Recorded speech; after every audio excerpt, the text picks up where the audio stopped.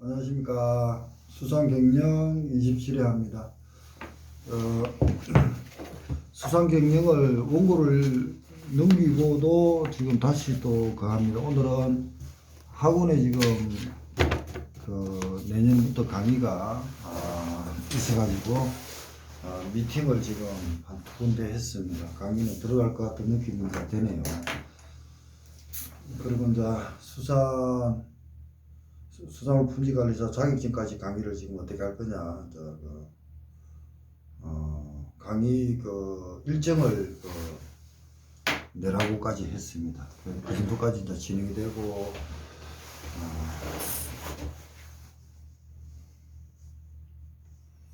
하여튼 그 정도입니다. 30페이지입니다. 개인경영과 협업경영 쪽입니다. 협업경영은 두 사람 이상의 업자가 서로 협동하여 업을 종사하는 행태를 말하고요. 두 사람 이상의 공동 출자를 통하여 회사를 설립하고 수사람을 영위해 나가는 기업을 협업경영 회사라 한다. 이런 식입니다. 수산업 회사 중에서 한명회사, 합자회사, 유한회사, 주식회사, 수산업 협동조합, 농업협동조합 같은 협동조합이 있다. 우리는 수산업 협동조합과 주식회사 쪽으로 좀 봐야 됩니다. 한명회사입니다. 2인 이상의 사원이 공동으로 출자하여 각 사원의 회사의 채무를 연대 무한 책임을 지는 회사 형태이고, 소위 합동으로 하는 사업 형태이다. 한명회사는 2인 이상의 출자자가 공동으로 사업을 경영할 것을 약속함으로써 성립된다. 출자자는 회사 채무에 대해 연대 무한 책임을 지며 경영에도 같이 참여하는 것이 원칙입니다. 이탈리아 육상산업 소키에 타스에서 발전한 형태고, 한명회사는 무한 책임을 지는 여러 투자자가 연대 책임을 지고 공동으로 운영하는 형태이면서 설립 사원은 2인 이상이고 지분 양도 시 반드시 사원의 동의를 얻어야 한다. 이렇게 되어 있고요. 합자회사입니다. 자본이 이제 하는 거죠. 자본을 이제 투입하는 겁니다. 1인 이상의 유한책임 사원과 1인 이상의 무한책임 사원으로 구성하는 형태를 말하고, 합자회사는 무한책임 출자자 사원과 유한책임 출자자 사원으로 구성되어 되는 기업이다. 무한책임자는 출자를 하고 사업 경영에도 참여하지만 유한책임자는 출자만 하고 사업 경영에 직접 참여하지 않는다. 이탈리아 해상산업의 코멘트에서 발달했다. 우리는 이제 수산물은 대상하고 관계가 되니까 이런 거 좀 고민해놔야죠. 합자에서는 무한 책임과 유한 책임이지만 해상산업의 코멘다에서 출발했다. 유한회사입니다. 출자액의 한도하여 기업의 채무에 대해서만 책임을 부담하는 유한책임 사업만으로 구성됩니다.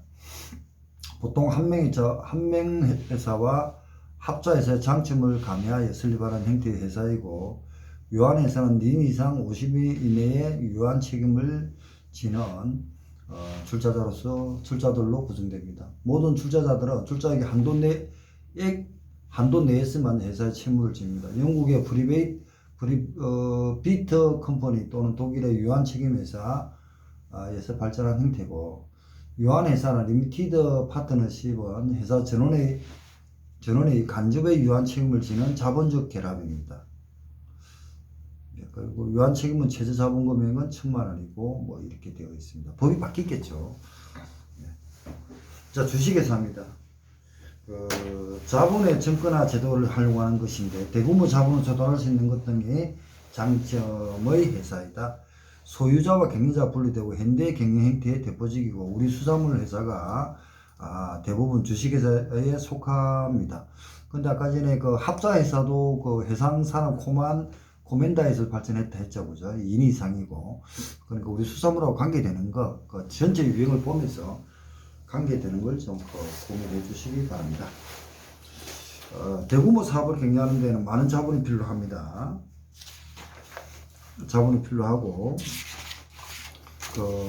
이러한 대규모 자본의 조달을 가능케 해주는 기업 형태가 주식회사입니다.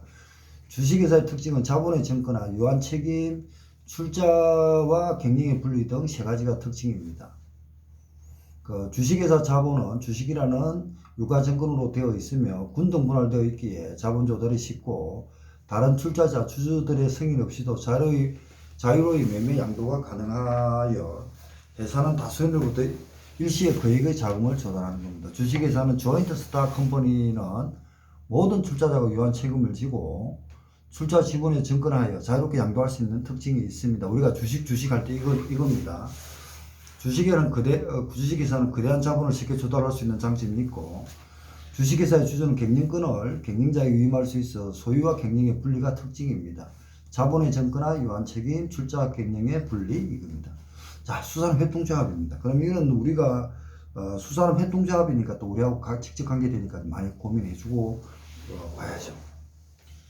수협의 성격입니다. 어민과 수산물 가공업자 등이 조직한 협동조합으로서 자본주의 하에서 경제적으로 열세에 있는 수산업자들이 스스로 조직한 인적 결합체이며 조직의 결집으로 수산업의 생산력의 증강과 그들의 근익보, 즉 경제 및 사회적 지위 향상을 도모하는 것이 목적인 단체이다.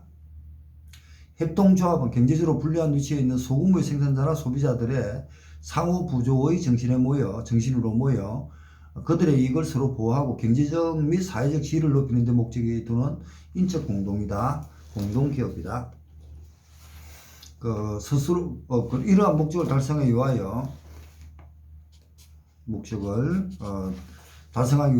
협동조합은 구매, 생산, 판매, 금융, 사업 등 여러 가지 경제활동뿐만 아니라 지도, 교육 등 비경제적 활동도 수행한다.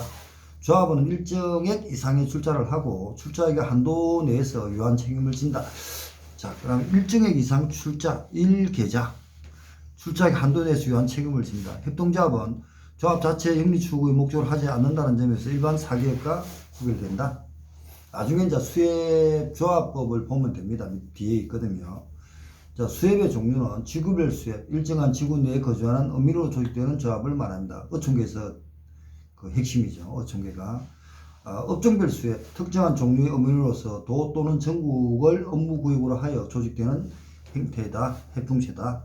대행선망 수협, 근해 안강망 수협, 굴수화식 양식 수협.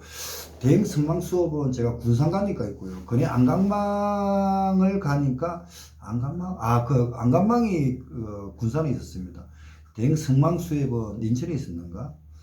다니면서 이런 걸 많이 돌아다니거든요. 그리고 수산물 가공업 수협은 통조림, 제조 수협 등이고, 수협 조항에는 상단의 수협의 회원으로 구성된 중앙 기구 조직입니다. 보통 수협의 기관으로 총회, 이사회, 감사회 등으로 구성됩니다. 수산기업이 국제화입니다.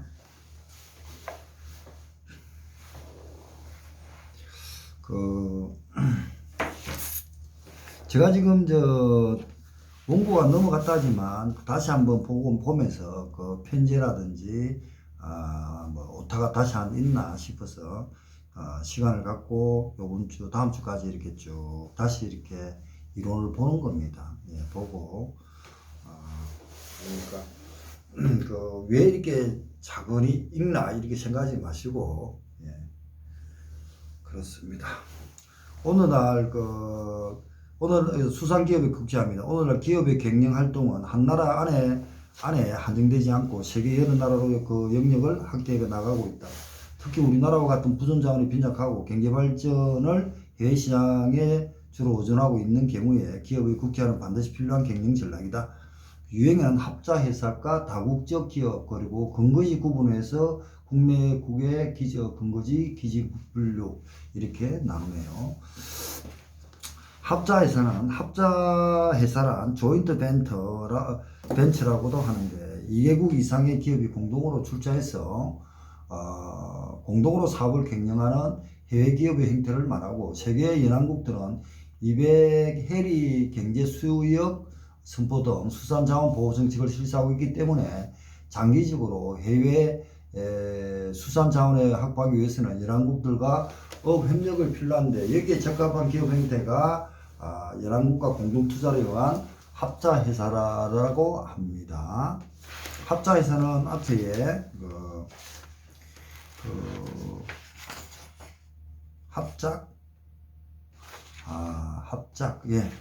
합작회사 앞에 있죠. 합작회사.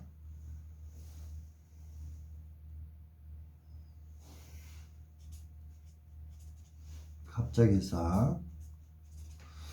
앞에 보면은 1인 이상의 유한 책임사항과 1인 이상의 무한 책임사항으로 구성한다. 예.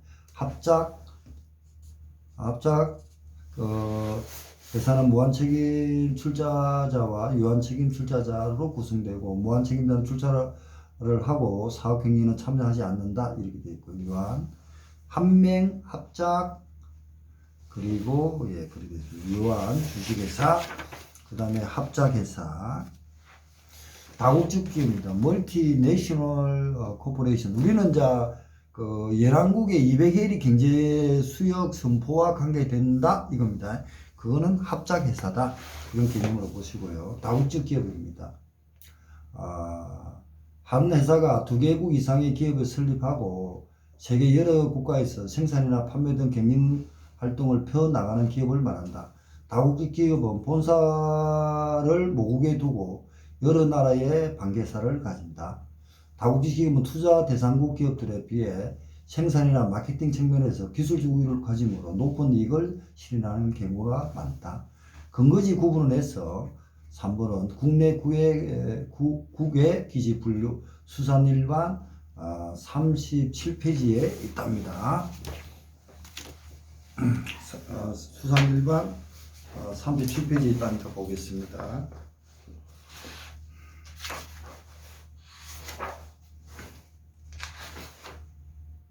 예.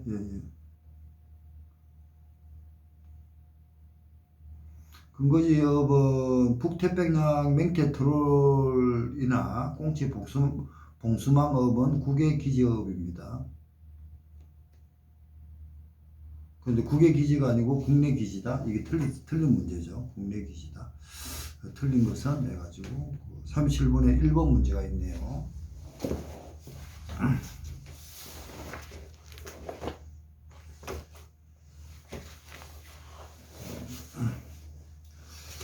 자, 수산 갱년 방식 종류입니다. 갱년과 양식 갱년, 집약 갱년과 조반 갱년, 단일 갱년과 복합 갱년, 이렇게 나눠져가 있습니다. 갱년 구분 기준은 자연적인가, 인위적인가로 구분한다. 자연 상태의 자원을 채취하느냐 또는 수산 자원을 인위적으로 부화, 양생, 육성시켜서 체포하느냐에 따라 갱년과 양식 갱년으로 구분합니다. 갱년이란 자연적으로 수산물을 채취하는 갱년 방식을 말한다. 양식 갱년이란 인위적으로 부화, 발생, 육성하여 생산하는 방식을 말합니다. 집약 갱년과 조반 갱년입니다. 수산 갱년 요소의 이용도에 따라 부릅니다. 이런 식으로 위에는 갱년과 양식은 자연적인가 인위적인가 구분했고요. 단일 갱년과 복합 갱년은 생산물 종류나 종사하는 업종의 수에 따라 구분하는 것이 단일 갱년과 복합 갱년으로 나옵니다. 그리고 단일 갱년과 복합 갱년을 했고 다시 4번에 단일 갱년과 복합 갱년을 별도로 뺐네요. 자, 집약 갱년과 조반 갱년은 수산 갱년 요소의 용도에 따른 겁니다. 수산 갱년은 노동과 자본 등 수산 갱년 요소의 용도에 따라 크게 집약 갱년과 조반 갱년으로 나눈다. 집약 갱년은 생산 요소의 노동과 자본 중에서 어느 요소의 투자 비율이 상대적으로 높으냐에 따라 다시 노동 집약적, 자본 집약적 갱년으로 나눕니다. 집약 갱년이란 수산 갱년 요소의 노동, 자본 등 이용도가 높은 방식으로 자본 이용도가 높은 게 지향입니다. 높은 방식으로 대도시 근고에서 적합한 갱년 형태입니다. 조반 갱년이란 수산 갱년 요소의 용도가 낮은 방식으로 외지에 적합합니다. 우리가 서해 같은 데 있는데 보면은 도서 같은 데 있죠. 그런 데가 조반 갱년이래요. 자, 단일 경영과 복합 경영입니다. 생산물 종류나 종사하는 업종의 수에 따라 구분합니다. 단일 경영은 정심한 업이나 기존 저임망업 등과 같이 한 가지 업종만을 영위하거나 또는 넙치 양식, 굴 양식과 같이 한 가지 종류의 품만을 양식하는 경영 방식이 단일 경영입니다. 단일 경영. 이러한 단일 경영의 전문 경영이라 합니다. 복합 경영이란 한 척의 어선이나 하나의 경영체가 동시에 두 가지 이상의 업종을 수행하는 방식입니다. 즉 1척의 어선이 기선 저인망업과 정심망업 또는 기선 저인망업과 자망업 등을 경영하는 방식과 한 양식장에서 두 종류 이상의 수산생물을 양식하는 경영 방식이다. 단일 경영은 단일 업종 또는 단일 품만을 경영하는 전문이다. 대량 생산을 통해 수익성을 높일 수 있고 지역 특수성도 경영에 반영하기 쉽다. 복합 경영입니다. 둘 이상의 업종을 수행하는 경영 방식이고 단일 매직당 생산량을 증가시킬 수 있습니다. 경영 위험을 분산시키고 인력과 시설을 공동 이용함으로써 고정비를 전략하고 부산물을 효율적으로 활용 가능합니다. 자, 단일 경영과 복합 경영의 상세 설명입니다. 다시 상세 설명. 수산 경영은 경영 방식에 따라서 단일 경영과 복합 경영으로 나누고, 단일 경영은 다시 사용하는 어선의 척수에 따라 단선 경영과 복수 어선, 선단 경영으로 나눈다. 단일 경영이 이제 이렇게 나눕니다. 단일 경영은 단선 경영, 복수 어선 경영, 선단 경영 이렇게 나눕니다. 수산 경영이 복합 경영 방식을 채택하는 이유는, 여러 종류의 업을 겸함으로써 수입의 안정을 도모하는 경우가 대부분이지만, 서로 보완적인 관계의 업 종류를 겸함으로써 수입 증대를 도모하는 경우도 있다. 보완적인 관계 또는 수입의 안정을 도모하는 다양한 시각에서 복합 경영을 한다. 이렇게 되어 있습니다. 자, 그 다음 복합 경영부터 밑에 가보겠습니다. 복합 경영 방식을 채택하는 이유는 여러 종류의 업을 겸함으로써 수입의 안정을 기하기 위한 경우가 대부분이지만, 전복을 양식하는 업자가 전복 먹이 공급을 위해 미역이나 다시마 양식하는 겸합니다. 그러면은 먹이 공급의 안정이 되겠네요. 서로 보완적인 관계도 있더라. 하나의 수산 경영이 여러 개의 선단을 보유하는 경우, 선단별로 업의 종류가 다르다면 선단 경영이면서 동시에 복합 경영입니다. 선단별로 업의 종류가 다르다면 선단 경영이면서 동시에 복합 경영이다. 자, 단일 경영입니다. 우리 이제 단일 경영 안에 선단 경영이 들어가는데 복합 경영도 포함될 수 있다, 이런 거네요. 멸치를 어기하는 허가업이나 면허 대상인 정심항업이 의약물을 직접 가공하여 마른 멸치 형태로 생산하는 경우는 의약 활동의 연장으로서 가공을 겸하는 것이라 할 수 있으므로 단일 경영으로 보는 것이 적절하며, 김이나 미역 등을 양식하는 업자가 직접 가공하여 판매하는 경우도 마찬가지입니다. 단선 경영, 복수어선 경영, 선단 경영 이렇게 나옵니다. 한 척의 어선으로 조업하고 이를 경영하는 것을 말합니다. 복수어선 경영은 오징어를 의역하기 위해 체납기 어선이 지워 등을 이용해서 오징어를 지부에 두며 이를 트롤 어선이 의역하는 형태는 가령 이들 어선이 서로 모두 동일한 수산 경영에 속해 있다 하더라도 그러한 조업 방식 자체가 불법이므로 선단 경영이라 할 수 없다. 이 말이 좀 이상하네. 선단 경영, 여러 척의 어선을 사용하더라도 쌍거리 저인망업이나 기선 근해망업, 선망업 등에서 보는 것과 같이 기술적인 측면에서 의역 능률을 높이기 위하여 여러 척의 협력하여 조업하는 경우에 선단은 협력입니다. 이는 모선 선단 조직으로 독강식, 탑재식, 반탑재식으로 나눕니다. 수산 경영이 여러 개의 선단을 보유하는 경우 이들 선단의 업 종류가 같은 것이라면 단일 경영이다. 업 종류가 같다. 갱령으로서 복수어성 갱령인 동시에 선단 갱령이다. 예. 복수어성인 갱령인 도시 복수어성 갱령인 의 선단 갱령이다. 예, 복수어선요. 단선, 복수어선, 선단 갱령. 근데 밑에 선단별로 어업의 종류가 다르다면 선단 갱령이면서 동시에 복합 갱령이다. 이게 좀 헷갈리더라고요. 제가 직접 안 해봤으니까 더 헷갈리더라고요.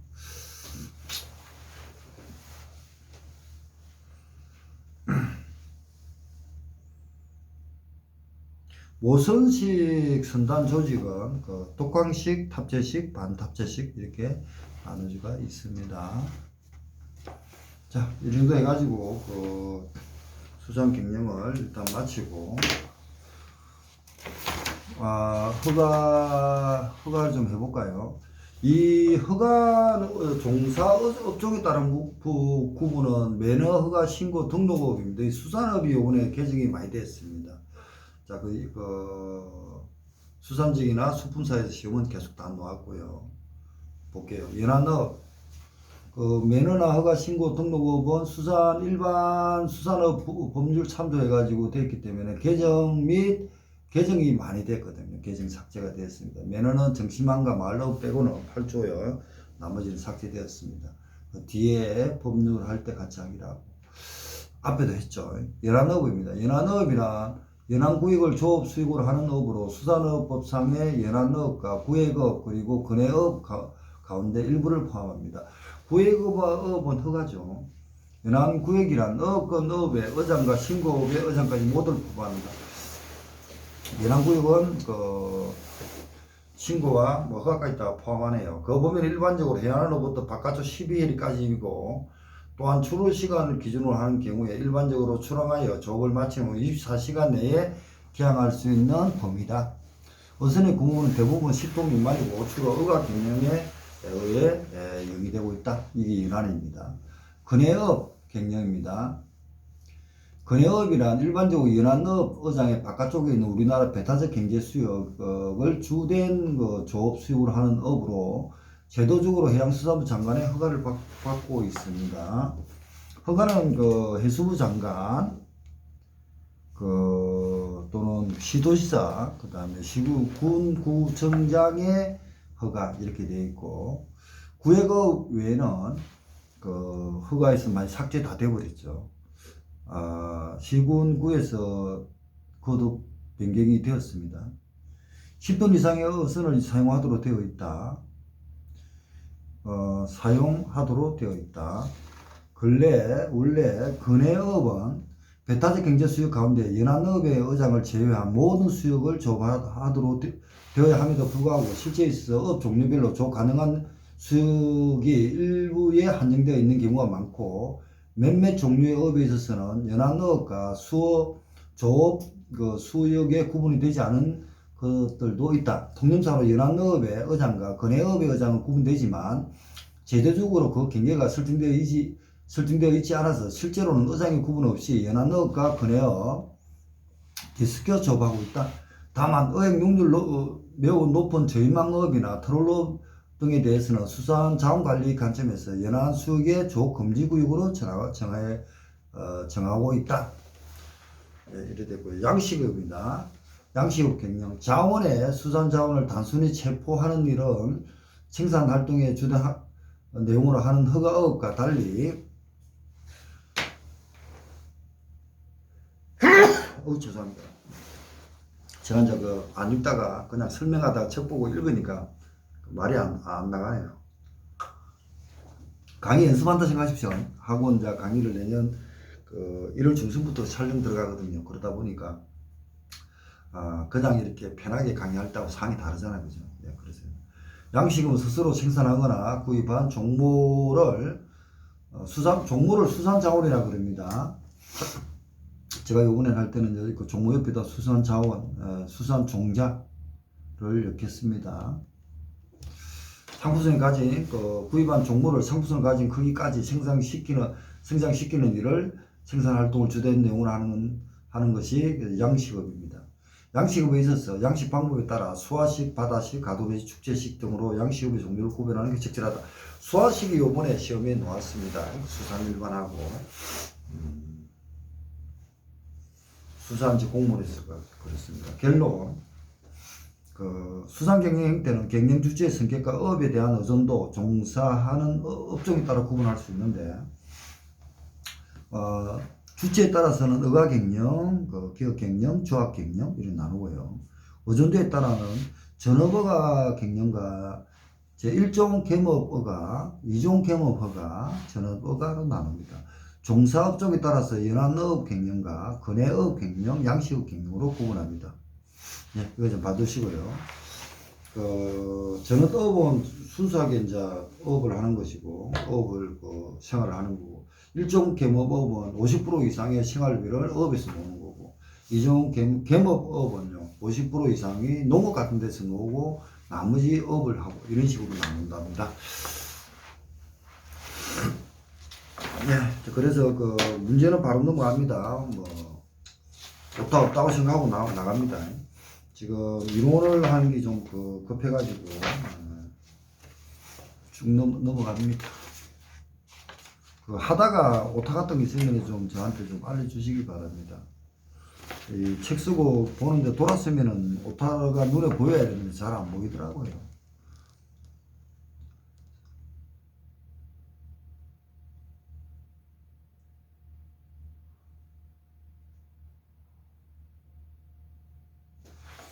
합작회사와 합자회사, 이런 용어도 같이 쓰네요. 참 머리 아프네요. 아까 전에 보면은 우리가 그냥 할 때 이탈리아의 코멘도는 합자회사로 했고요.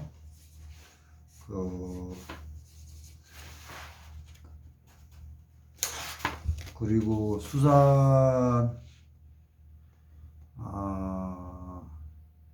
수산기업의 국제화에서는 합작회사, 조인트 벤처, 다국적 기업 이렇게 나오고요. 그렇게 쓰네요. 제가 지금 상법하고 있는 게 제가 법 전공이니까 막 보고 하는데도 얼마큼까지 수산지 경영에 적응시켜야 되는지 고민을 많이 하면서 합니다. 그리고 이제 고민하고 있는 것은 이제 문제풀이라든지 이런 거 할 때 제가 이제 설명을 하겠죠. 그전에는 책에서는 이걸 얼마큼 넣어야 우리 국어 수산지 공무원에 맞는가 이런 게 굉장히 왜냐면 하다 보면은 한계가 있거든요. 한계가 있는데 그걸 끝없이 한다. 그거는 좀 불가능한 것 같고요. 그래서 고민을 참 많이 합니다.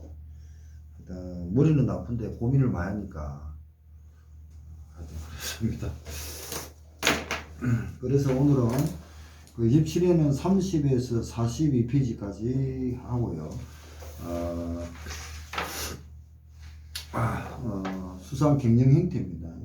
수산 경영 형태를 했습니다. 그러면 이제 수산 경영 28회는 쉬었다가 하든지 해보겠습니다. 43페이지부터 할 건데요. 어장 행성과 어구 수학 이것도 있네요. 어장 행성. 어장 행성 같은 것도 중요하니까 진도를 빼려고 노력 좀 해보고 마치겠습니다. 네. 27회를 마치겠습니다. 감사합니다.